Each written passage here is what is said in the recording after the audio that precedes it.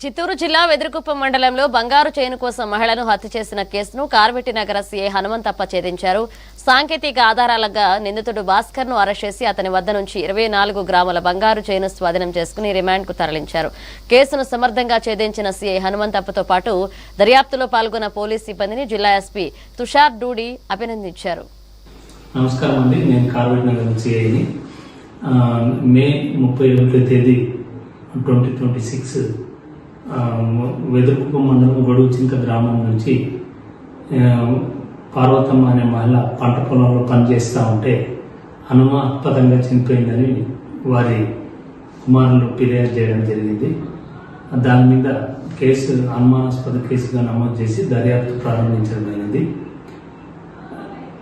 తిరిగి మా గౌరవ చిత్తూరు జిల్లా ఎస్పీ సార్ శ్రీ తుషార్ డూడి గారి ఐపీఎస్ వారి ఆదేశాల మేరకు సదరు కేసును ప్రత్యేకంగా దర్యాప్తు చేసి ఈరోజు అదే గ్రామానికి చెందినటువంటి భాస్కర్ అనే వ్యక్తిని అరెస్ట్ చేయడం జరిగింది.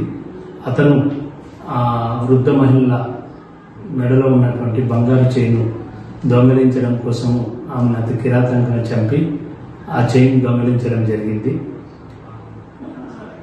ఈ సందర్భంగా మేము తెలియజేయడం ఏమంటే, ఎవరైనా తీవ్ర నిర్ణయాలు చేసే వారిపైన rowdy sheet PD act open చేసి వారి పైన నిరంతర నిఘా ఉంచి వారికి జీవిత ఖైదు మరణశిక్ష పడే వరకు పోలీసులు ప్రత్యేక శ్రద్ధ తీసుకుంటామని చెప్పి ప్రజలు కూడా ఇట్లా అనుమానాస్పదంగా తిరిగే వ్యక్తులపైన జాగ్రత్త